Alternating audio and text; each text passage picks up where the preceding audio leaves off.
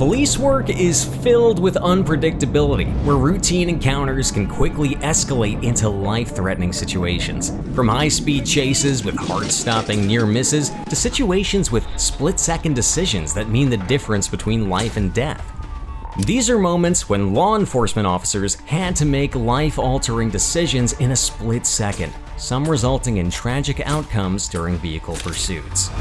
On the ordinary night of September 15, 2023, Trooper James Killian found himself patrolling Interstate 430 in Little Rock, Arkansas. The events unfolding that night would thrust his partner's life, Trooper Austin Duncan Flemister, into a life-or-death decision-making moment.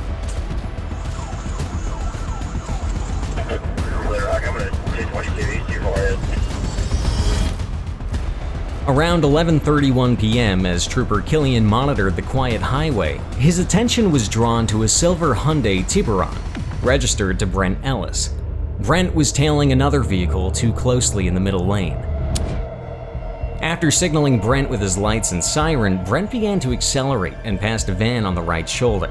Upon noticing Brent's car swerving, Trooper Killian activates his lights and sirens while the chase intensifies.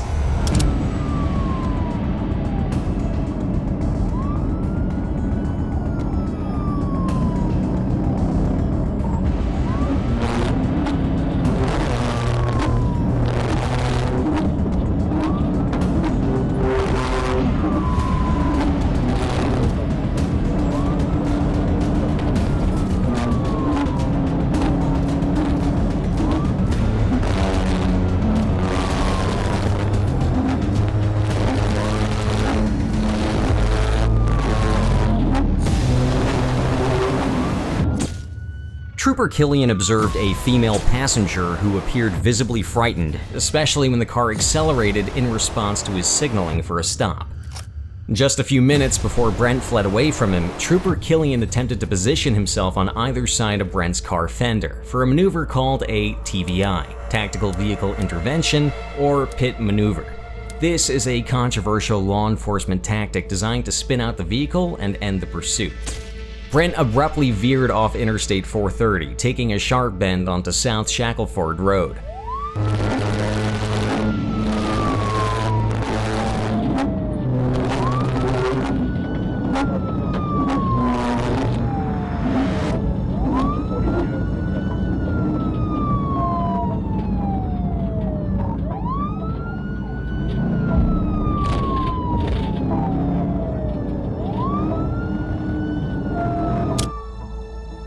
This is South Shackleford Road in broad daylight, where the rugged road is clearly seen. But Brent seems to want to ride this roller coaster through the intersection.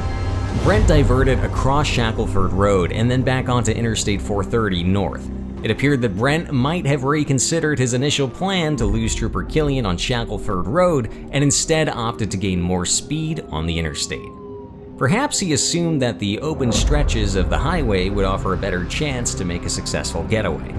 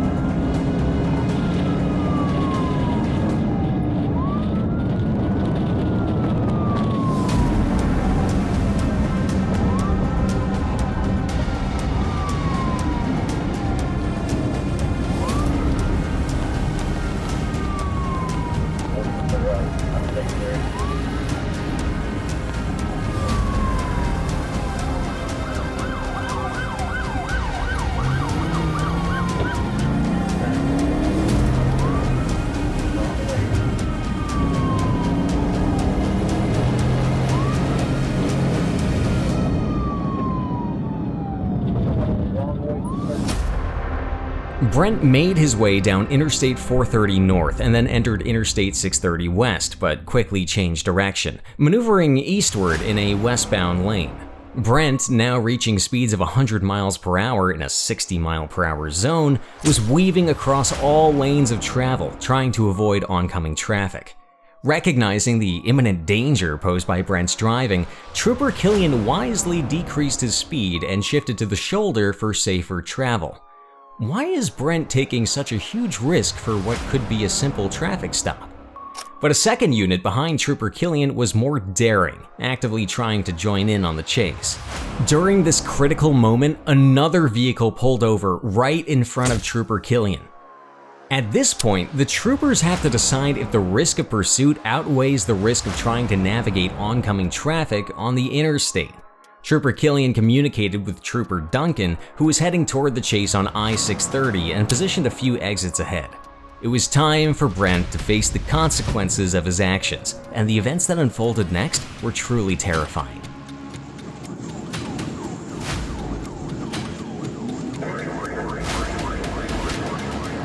Just past University, still westbound. Excuse me, he's down in the westbound lane.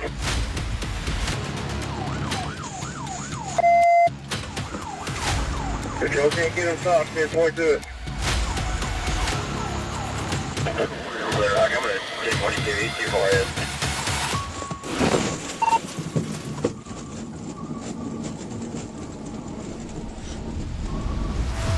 Brent, who was traveling in the opposite lanes of travel down the I-630 west, was spotted by Trooper Duncan from a distance. Without hesitation, Trooper Duncan swiftly executed a TVI maneuver on Brent, who was traveling over 100 miles per hour. Both Brent and Trooper Duncan were in grave danger. Many may question Trooper Duncan's intent in driving toward a head-on collision. Maybe Trooper Duncan thinks Brent is going to continue in the fast lane and he can turn to follow Brent, but Brent hasn't been making any good decisions so far. Trooper Duncan didn't expect Brent to turn towards him, and they narrowly missed a head-on collision.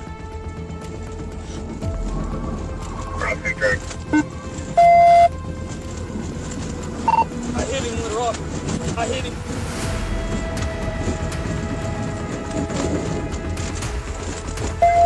Get on the ground. Get on the ground. Get on the ground. Get on the ground. Get on the ground.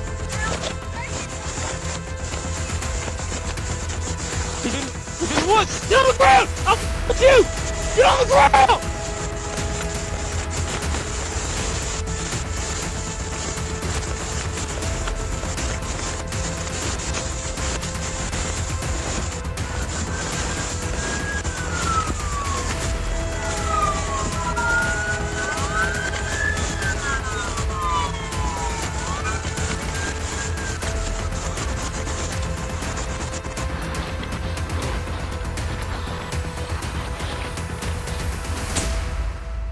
The driver, Brent Ellis, putting on a blue shirt, jumps out first, leaving his passenger, Karen Sanders, in the car. He began to flee onto a golf course. Meanwhile, law enforcement swiftly intervened, placing Karen in handcuffs. Adding a layer of complexity, Karen, who identified herself as pregnant, denied any knowledge of Brent and claimed to have been picked up at the Broadway Walmart. As the chaos unfolded, the Little Rock Police Department successfully located Brent lying down in a wooded area with the help of their faithful canine companion, Chico. Canine Officer Chico is now retired, following a long career that included 1,293 arrests and seizures of 126 vehicles, 108 firearms, and over $647,000 in cash. He and his partner, Corporal Cody Elliott, did their part in taking illegal narcotics off the streets. During the encounter with Trooper Killian, Brent admitted to consuming a dangerous cocktail of substances, including fentanyl, heroin, and meth. In a disturbing discovery, he expressed a lack of remorse, stating that he wished he had caused harm while driving the wrong way on the interstate. It is noteworthy that Trooper Duncan, despite the imminent danger, skillfully intercepted Brent, and maybe with a bit of luck, prevented any further harm and ensured the safety of both himself and others on the road. Reflecting on the severity of the situation, you can only speculate how dangerous this could have been had Trooper Duncan not intervened in the unconventional way he did. The collective efforts of law enforcement undoubtedly averted a potentially tragic outcome. Brent Ellis was charged with battery, felony fleeing, aggravated assault, DWI, fleeing on foot, endangering the welfare of a minor, driving the wrong way, speeding more than 15 miles per hour over, improper lane change, no seatbelt, driving while suspended, reckless driving, no insurance, following too close. If there is one thing the Arkansas State Police are known for, it is their willingness to pit suspects at high speeds, even if it's dangerous. The same could be said for this driver of a black GMC Sierra, who led the Arkansas State Police on an absolutely insane high-speed chase. This chase reached speeds over 120 miles per hour and included multiple TVIs before ending in a messy wreck. On May 20th, 2023 at 3:21 p.m., Arkansas State Police Trooper Jackson Shoemate initiated a traffic stop on a black GMC Sierra. The vehicle was known to be driven by 42-year-old Christopher Monroe. Arkansas State Police said before this chase that Christopher was already wanted for drug traffic charges out of Sherwood, Arkansas. On May 4th, 2023, he fled from Arkansas State Police before doing the same thing on May 19th. 10 days prior, police in Rockwell County, Texas put out a warrant for Christopher's arrest for evading in a motor vehicle. After troopers confirmed that it was Christopher in the vehicle, as they saw him in Arkansas, troopers attempted to box Christopher in. They wanted to coordinate this approach, but they would soon find out that Christopher was not going to make it easy. With a swift maneuver, Christopher steered around the shoulder and past Trooper Anna's patrol vehicle as she attempted to block him with her vehicle, surprising everyone by escaping after the trooper's plan failed.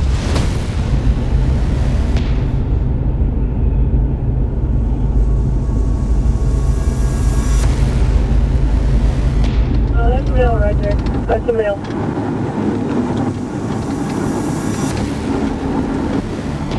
Photographer 252 to a black GMC Sierra. 29 field check.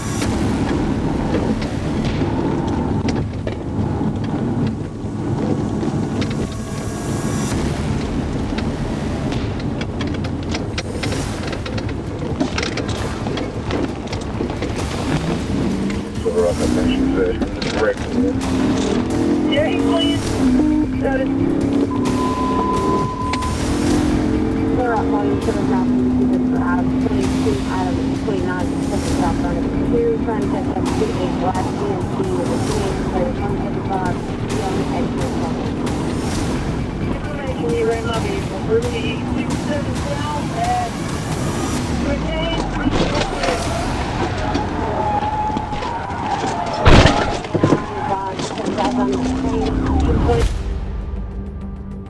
Trooper T. Van Schoik attempted the second TVI as he took the primary position in the pursuit, but he ended up failing, sliding into a concrete barrier. Thankfully, no other cars were around at the time. Despite these unsuccessful efforts to halt Christopher, the pursuit continued, with his speed climbing to 100 miles per hour.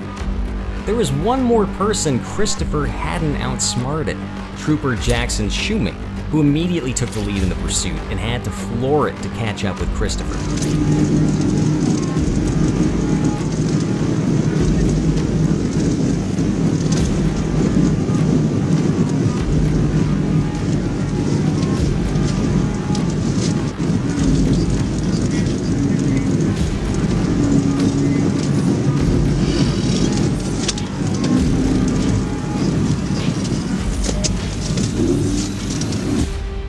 While driving through downtown Little Rock, Christopher attempted to escape Trooper Shoemate by navigating from Fort Smith, giving the impression of intending to take an exit towards Memphis.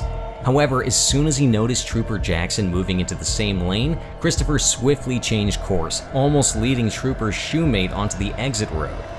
Christopher showed his slick driving skills, but Trooper Shoemate wasn't going to be fooled by the first move. Trooper Shoemate accepted this challenge and continued the pursuit.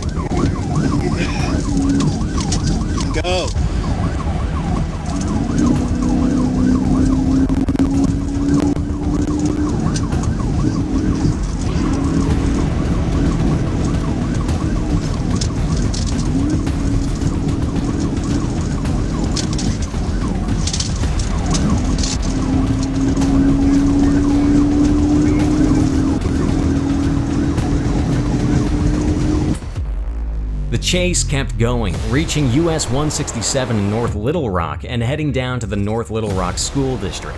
Christopher was speeding at a whopping 100 miles per hour as he zoomed through traffic, skillfully dodging between cars. Meanwhile, Trooper Shoemate slammed the brakes hard and fishtailed in an effort to avoid rear-ending a driver in front of him.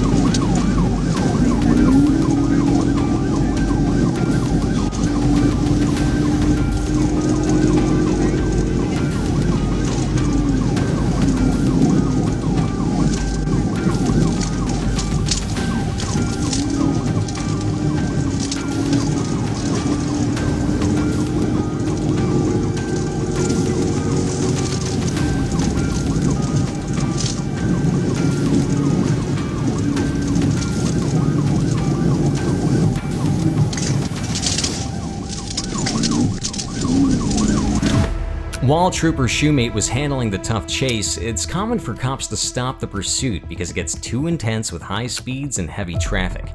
But Trooper Shoemate does not make the call. He kept going as he was determined to stop Christopher. This chase has taken Trooper Shoemate on a 9-mile chase from US Highway 67 south at the 3-mile marker up to exit 138. Christopher and Trooper Shoemate race over the Arkansas River at approximately 120 miles per hour. There's been a lot of traffic and road work. It's a surprise the pursuit has not been called off. But the opposite is true, knowing how dangerous Christopher is. As they encounter traffic and the pace slows due to construction, Trooper Shoemate still continues his pursuit, and they exit the highway on exit 1 onto 365 Springer Boulevard as the chase goes up to East Roosevelt.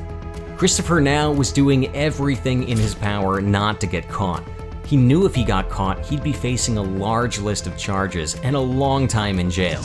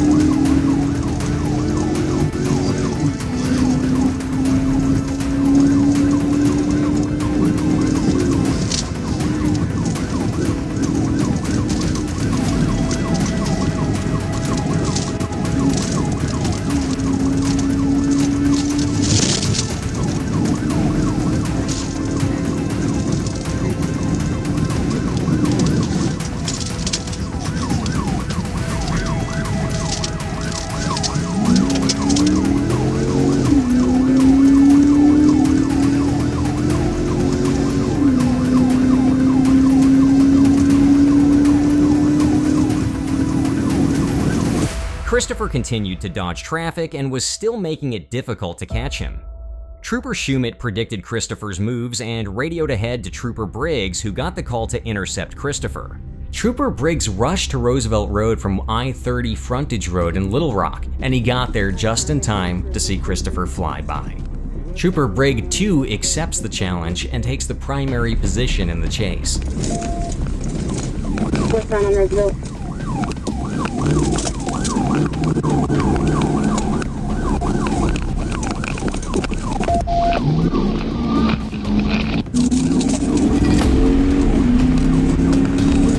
Like I'm primary westbound Roosevelt.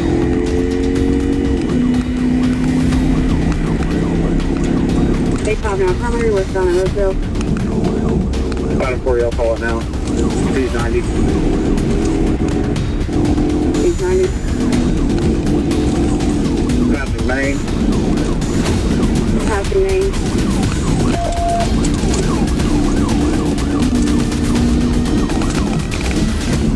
Going up the arch. Going up the arch.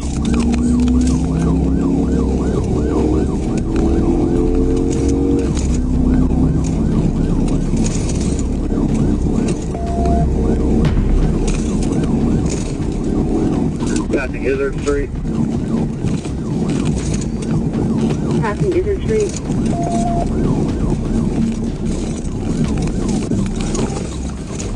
Looks like we're going to be going south on MLK.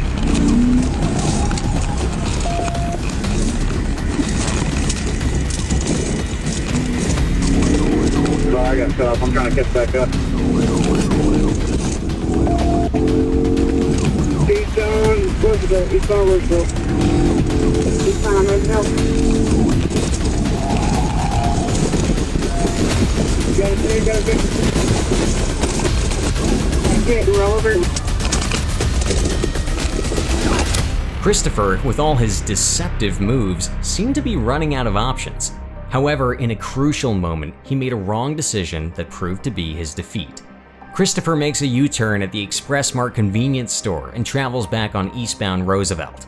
The trailer hitch of the truck got caught in the front bumper railing of the pursuing patrol vehicle and forced the truck to turn over and crash.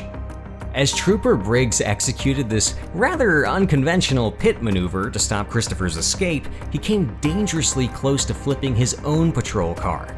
You can see that Trooper Briggs experienced quite a significant amount of force, indicated by the small cooler bag in the back of his patrol car. The risky pit maneuver executed with such speed brought him dangerously close to flipping as well. But clearly, Trooper Briggs is alright, as he's the first one out of his patrol car and ready for action, running across the street to arrest Christopher. Got cut off. I'm trying to catch back up. Eastbound Roosevelt. Eastbound Roosevelt. Eastbound on Roosevelt. Got a pig, got a roll over. Hit and roll over.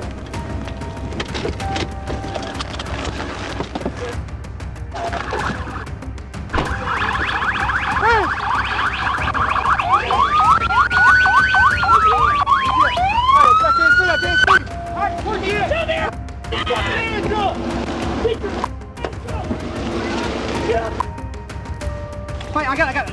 Hey, man, I can't go that way, man. No, hey, this is the way you go.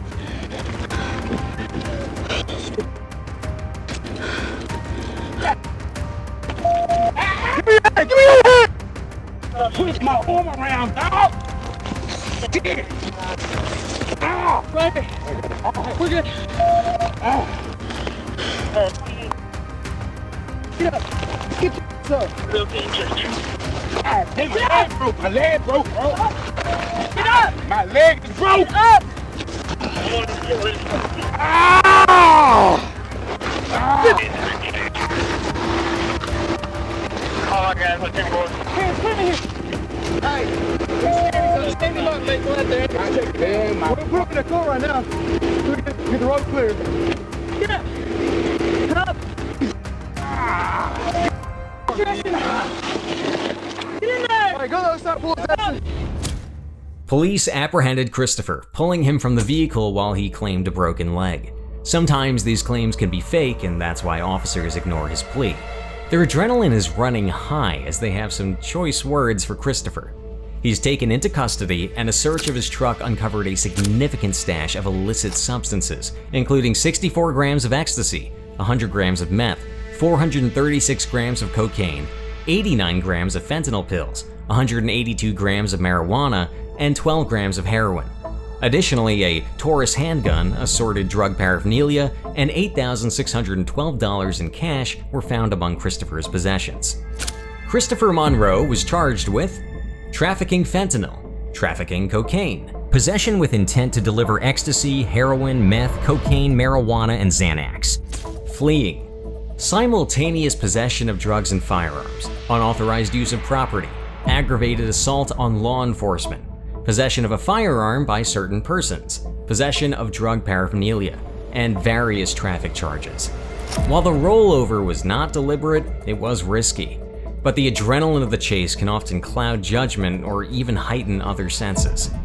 Ending a car chase abruptly or continuing it both have risks involved. This is why law enforcement agencies follow guidelines for pursuing suspects, but sometimes these guidelines can be blurred, like this case in Fort Smith, Arkansas, where a deadly pit maneuver ended in a serious accident that sent both vehicles flying through the air, leaving one dead and the other seriously injured. On April 10, 2020, the pursuit started when a U.S. Forest Service officer attempted to stop a Ram 1500 driven by a 34-year-old local man, Justin Battenfield.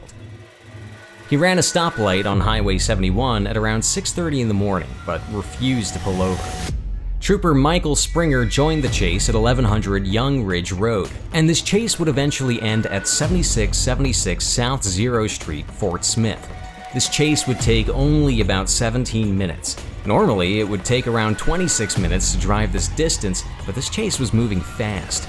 Justin had some moves and obstructed Trooper Springer from performing a TBI, giving himself a chance to escape.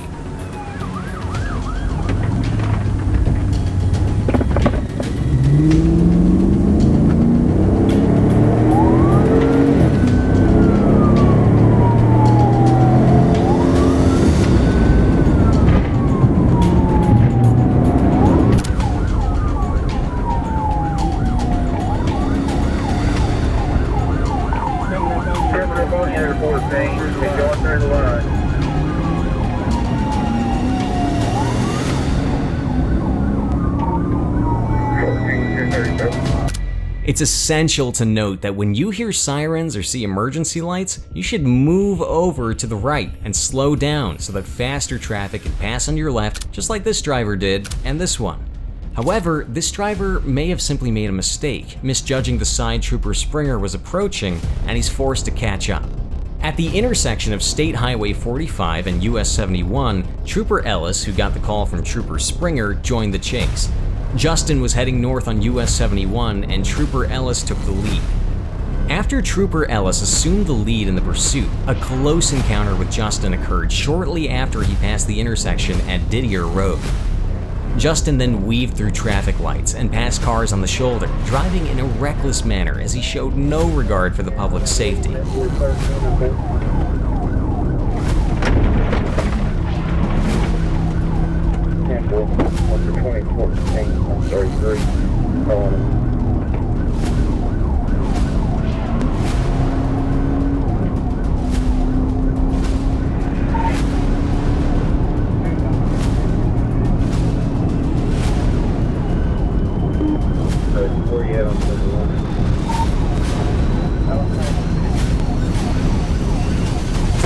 At these high speeds and with so many people around, should the decision have been made to call off the chase and avoid any serious accidents? But do you really think we would be covering this story if that call had been made? Justin continued down US 71 and turned his vehicle east onto Arkansas 255 Zero Street shortly before 7 a.m. This move is also probably done a lot by normal people trying to avoid the light at the intersection. Don't deny it, you know you've done it once in your life. That didn't work.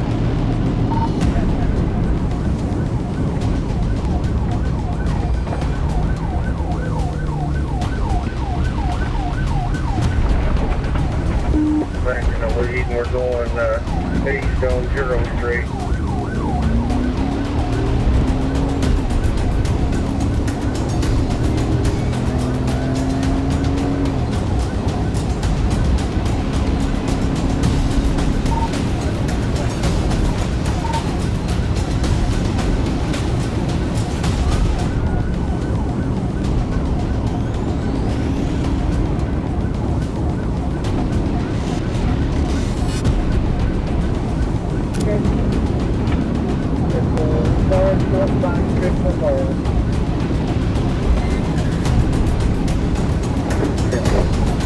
Get up there and get some stuff. If you're driving on the side of the road and you get him stuff, I'll give you a brake technique.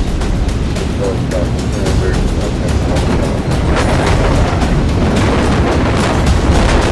Okay, what you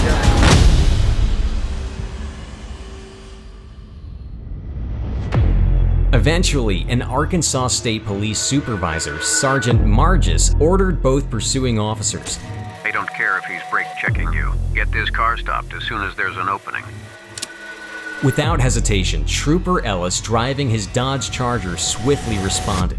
Running up along the right side of the Ram 1500, he found a momentary opening and executed a pit maneuver at a staggering 109 miles per hour. Both vehicles crashed into a ditch in a jaw-dropping display of twisted metal. The Ram flipped and things started to spiral fast, resulting in Trooper Ellis being launched into the air over Justin's truck. The impact caught on Ellis's dashcam was unbelievable. This maneuver led to both of their vehicles leaving the roadway and overturning. Justin's truck rolled violently, digging into the soft dirt of the roadside ditch, still going above 60 miles per hour. This crushed Justin's cabin, forcing it into the dirt, and the destruction was catastrophic. Trooper Ellis flew about 20 feet into the air. It's like a scene from a movie with the scene spread out in the ditch. A dangerous amount of smoke is billowing from Trooper Ellis's car. Justin, unfortunately, lost his life in the crash, while Trooper Ellis escaped with his life and was hospitalized in Little Rock Hospital with non-life-threatening injuries. The tragic end to this chase raised questions, and on April 10th, the Arkansas State Police promptly announced a joint investigation by its Highway Patrol and Criminal Investigation divisions into the crash. If these stories shocked you, then watch what happens when idiots on motorcycles get pitted. Or even better, can police actually pit a Tesla? Click the videos on screen to see more. Don't forget to subscribe.